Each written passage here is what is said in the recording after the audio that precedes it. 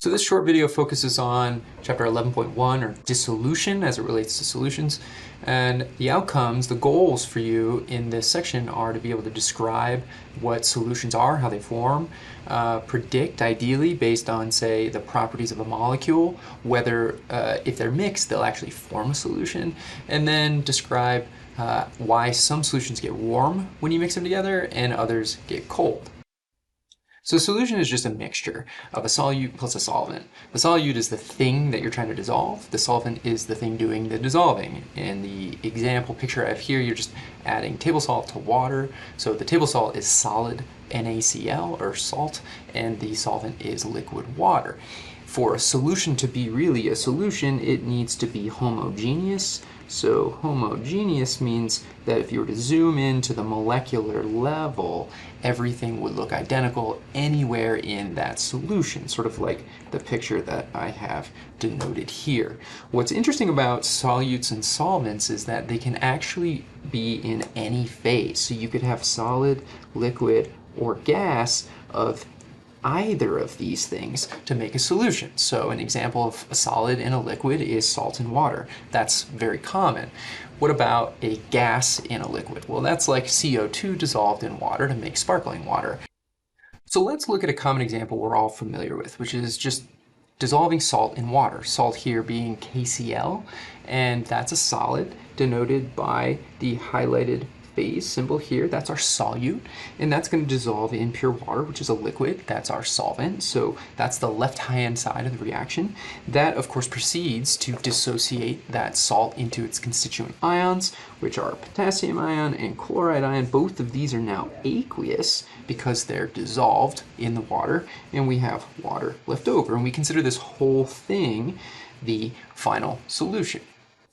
So let's look at this two different ways. I want to look first using this sort of molecular cartoon on the left, and then we'll simultaneously look at the energy plot down on the right. So when we are looking at the picture on the far left, we can sort of look at the three different general types of interactions we talked about before.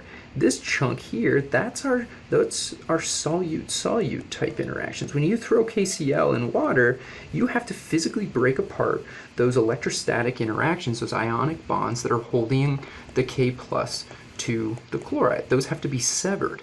That takes energy, so there's some energy input in the form of those solute-solute bonds to break them apart and move them physically apart in space. The same can be said about the water molecules here. Those are interacting through those hydrogen bonds, H2O, so we have to break those apart, move those apart physically in space so they can kind of squeeze in between those ions. That's another input of energy because we have to take energy from the universe to pull them apart.